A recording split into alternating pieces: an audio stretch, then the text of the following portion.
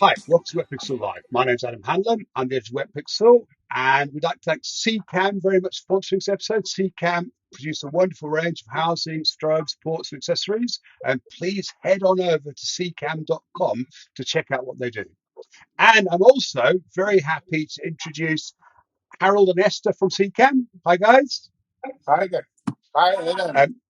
And so Harald and Esther join us from Austria, and I'm very happy to have them. They're great friends of mine as well, so it's a privilege as always to see good friends when we meet online. But I thought I'd start off by obviously we have two generations here in front of us. So CCAM, obviously, can you tell us a little bit about CCAM? Tell us a little bit about your history, guys. Yeah, I'm happy to do so. So Esther is my daughter.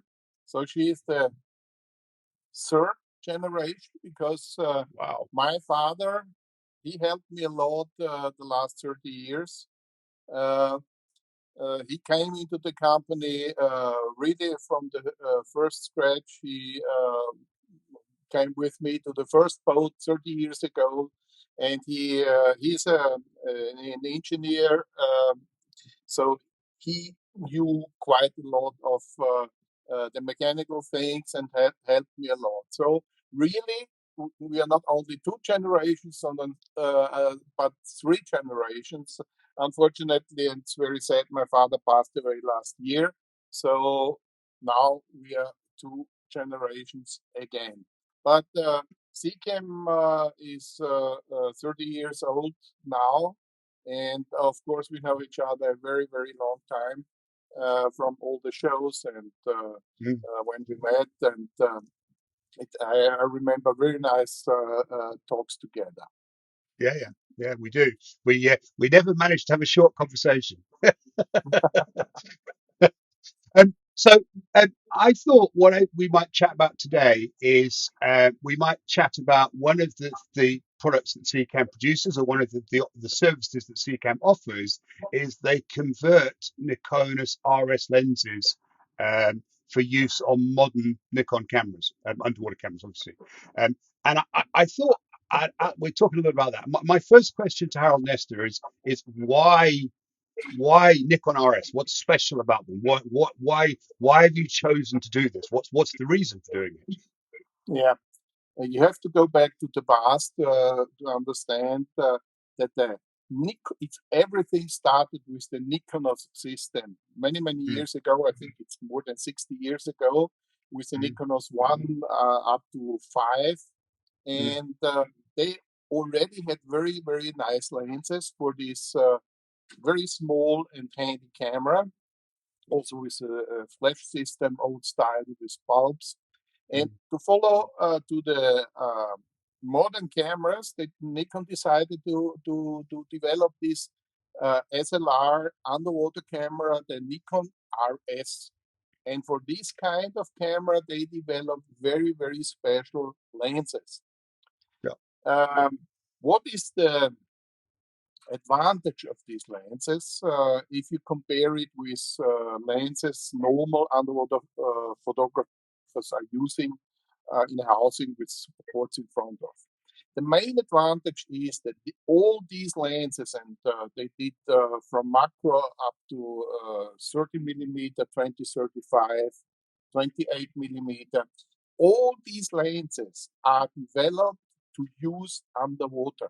So yeah, there is no air in between.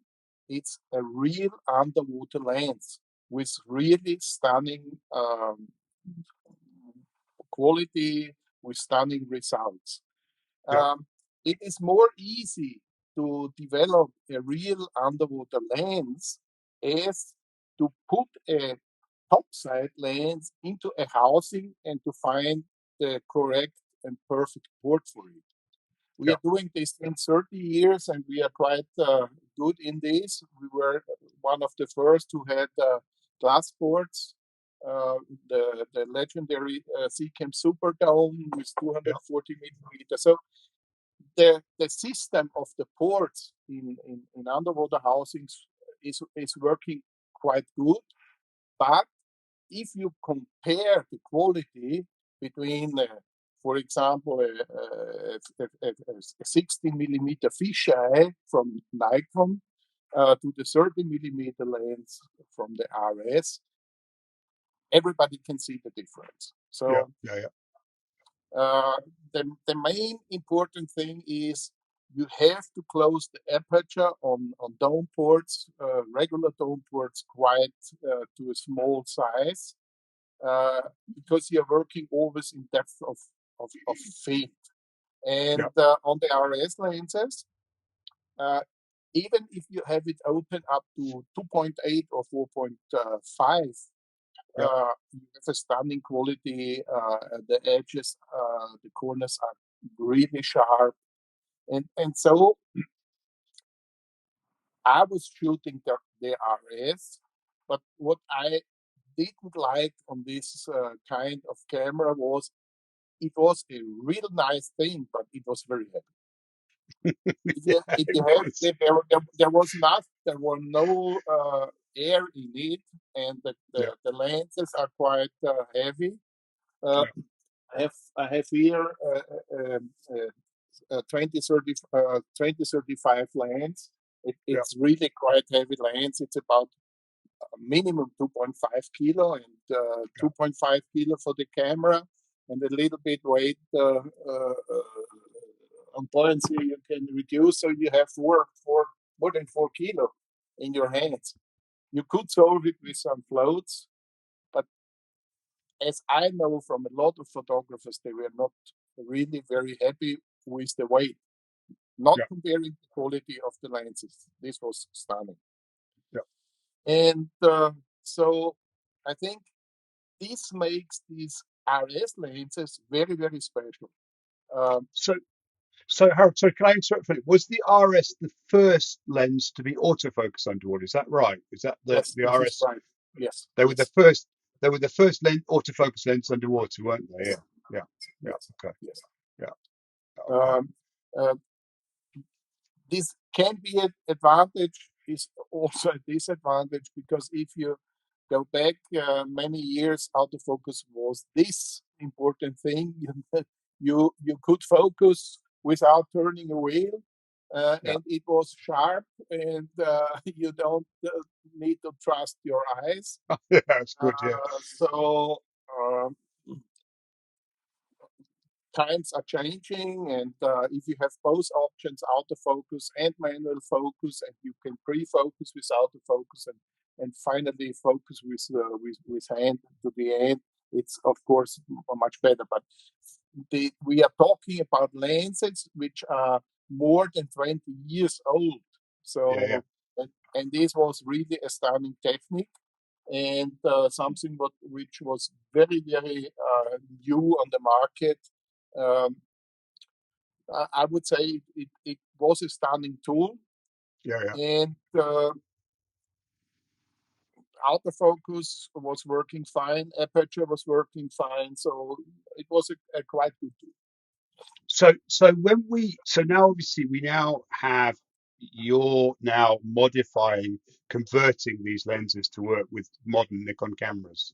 So how does the aperture and the autofocus now work with the newer cameras? How does that work?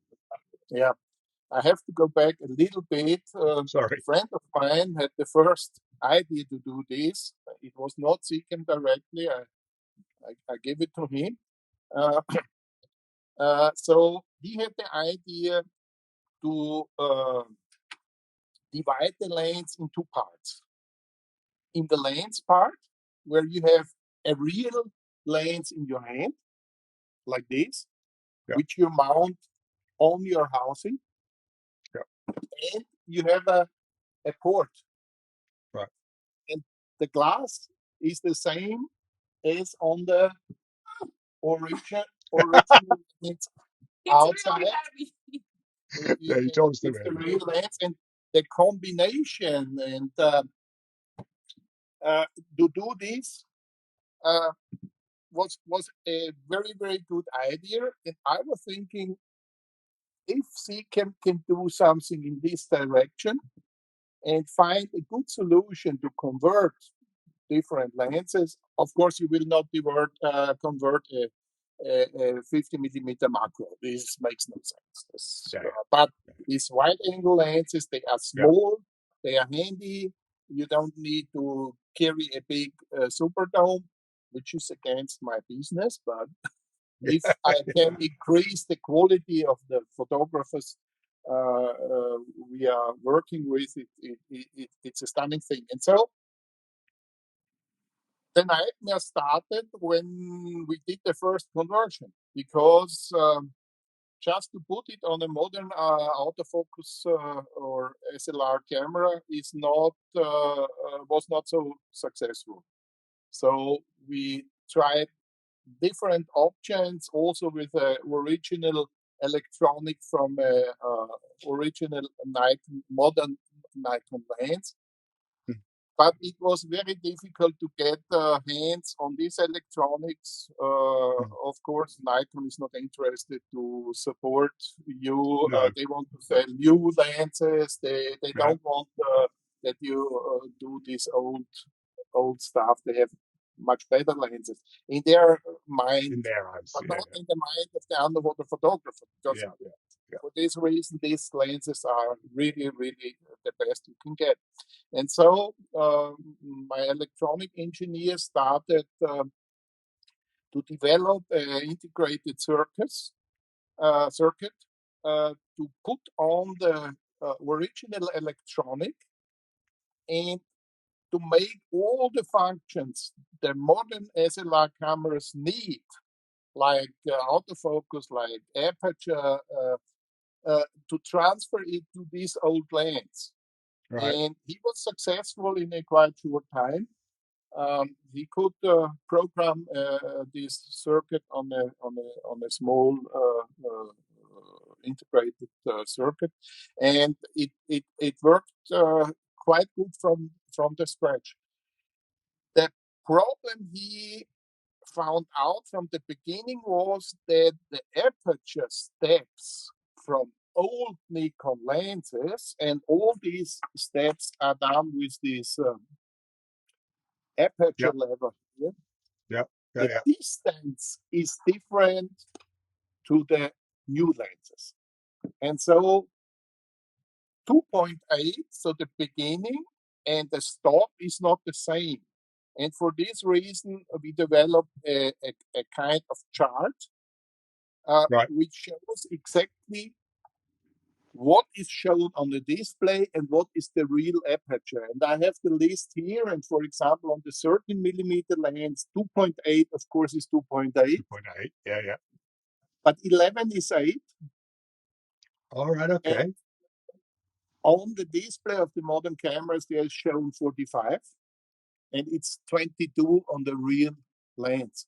And so with this combination, to combine a modern electronic and considering this difference between old and new lenses, which was not known before.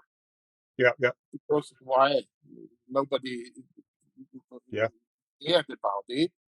We could really deliver a very, very good conversion.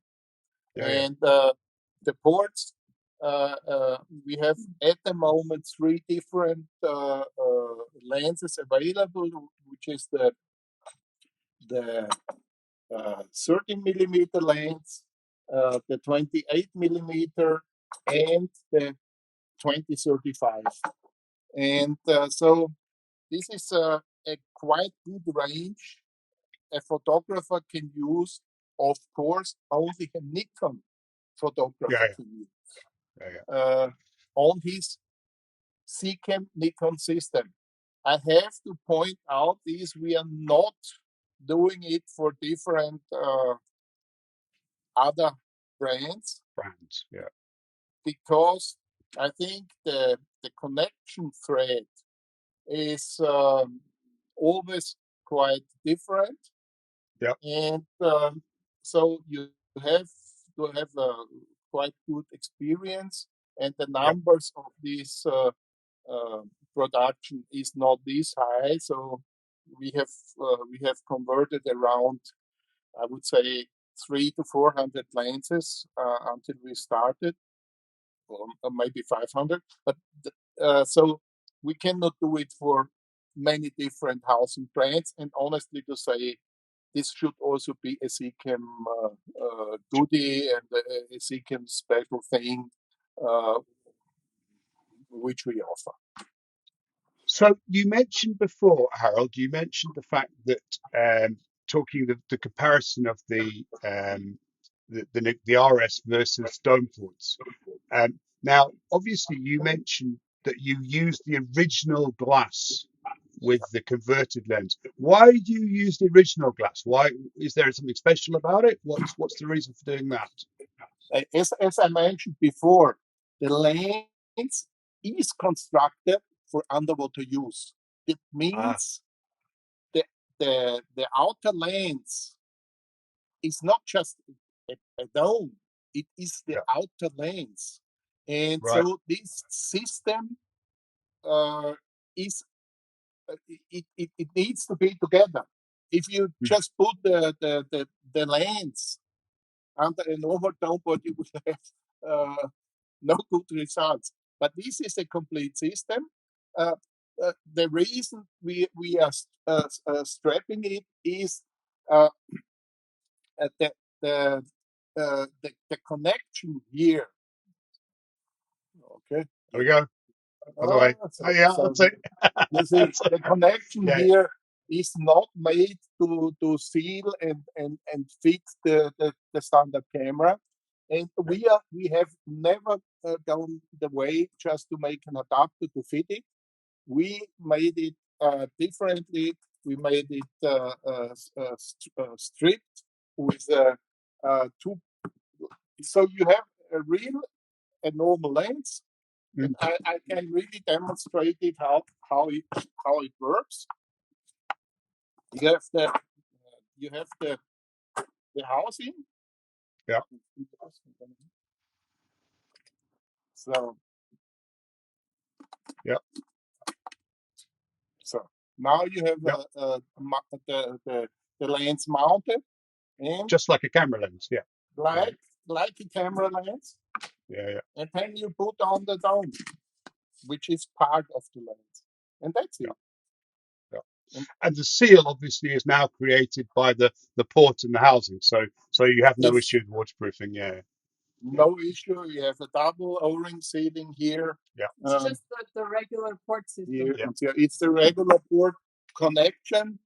yeah, Um, and it's you see it's quite easy to mount, and it's really very handy. So yeah, yeah. you have It's no big brilliant. down port, and you have here 2035 lanes, which is really also a quality, very Yeah. good quality.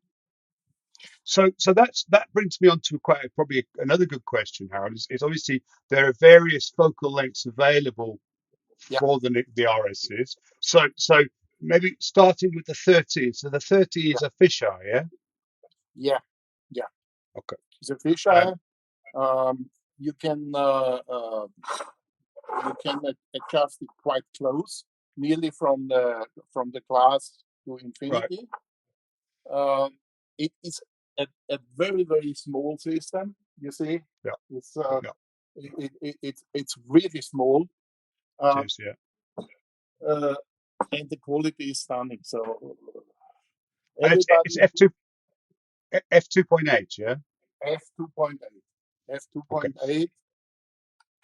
So the next focal length is the We have the 28 millimeter. 28. Is there is there a zoom as well? What's the zoom? No, no, the zoom is the 2035. Ah, The 28 is a fixed focus lens, also right, 2.8. right. Oh, yeah, with Yeah. A very small dome.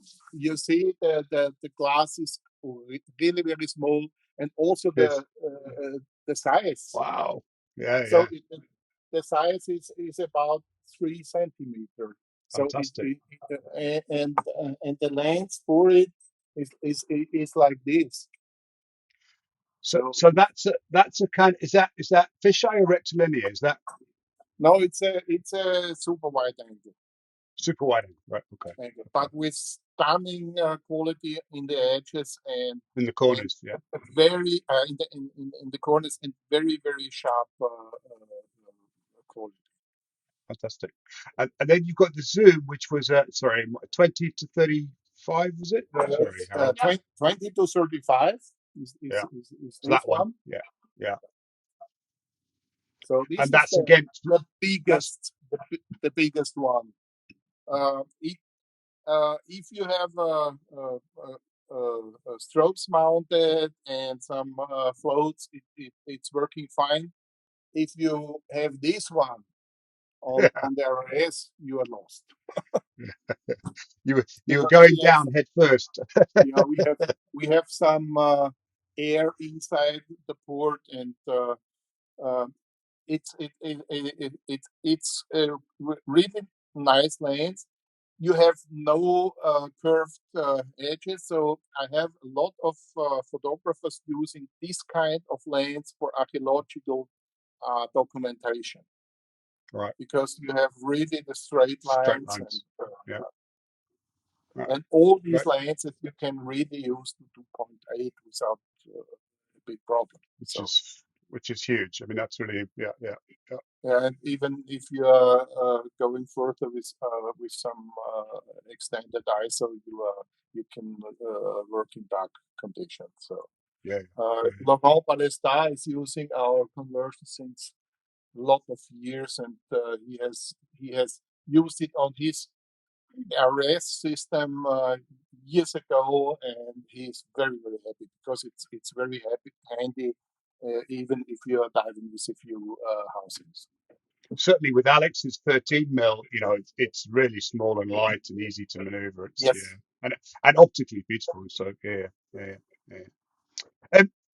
So what's the process of getting them converted, Harold?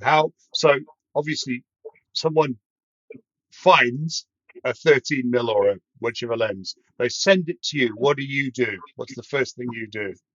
I have to look in my list. The first what we are doing is we are checking the lens. Is everything is fine. Because we have converted a lot of 13mm lenses, and the lenses are quite old. Sometimes they are scratched on the outside. There are marks on it. So we decided to make a tool. Not we, but we ordered a tool from our optical partner, so we can actually grade and polish the outer lens of the outer side of the 30mm lens. And so if you have a lens which is damaged a bit, it's easy to do it. The only thing which you lose is Nikon has also on the outside of all their lenses an optical coating. Right. Inside, also Seacam offers optical coating, but not on the outside. Nikon has also optical coating on the outside. You're losing this if you polish it, but honestly to say, I have never heard anything negative that the quality is going down because of losing this kind of polishing. This kind of coating, sorry. And price wise, this is always the thing.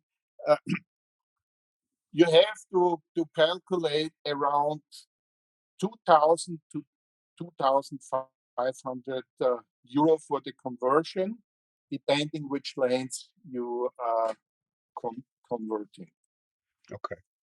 And so presumably the lens arrives with you. You would then take the lens apart.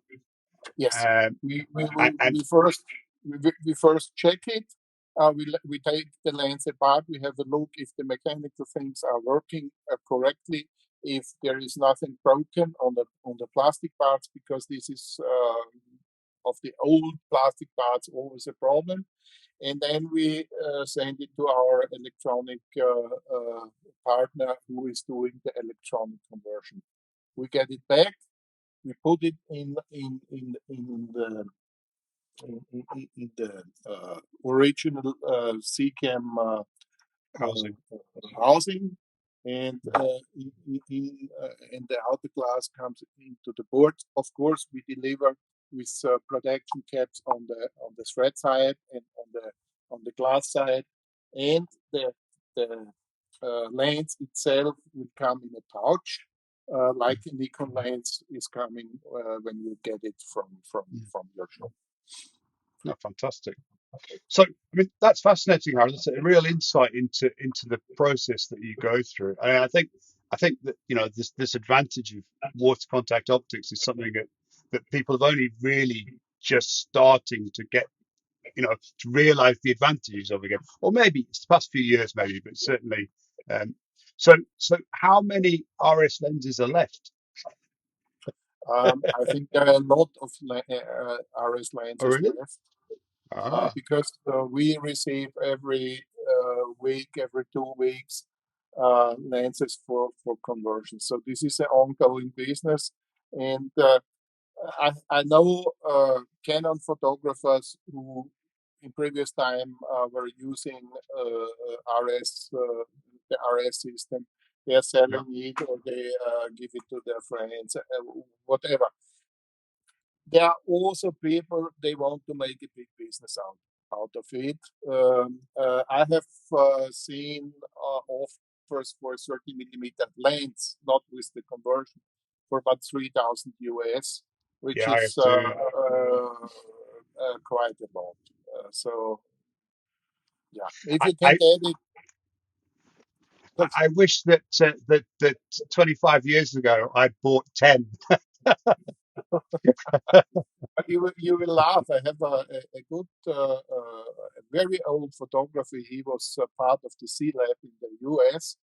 Yeah, Bernie Campoli. He sold me, I Bernie. think, about 5 or 6. So he kept all the lenses together. Well, one day I'm going to go and I'm going to raid Bernie's house. I think I'm going to go visit him and walk out with all his lenses. But don't tell him. Okay. Okay. It's wonderful to chat to you as always. If people want to get lenses converted, obviously they need to reach out to you. What's the best way of getting in touch with you at CCAM? By, Mail us. by email. Yeah, mail us, write us on social. Ah, We find ways. yeah. So obviously, I think it's info@ccam.com or office@ccam.com, is it? Office. Yeah. Office@ccam.com, or as you say, go on your Facebook, you have messaging via Facebook. Yeah, fantastic. And So, Esther is quite working very hard on our very nice new website, which will be available soon. Yeah, summer. cool, Summer, I cool. think.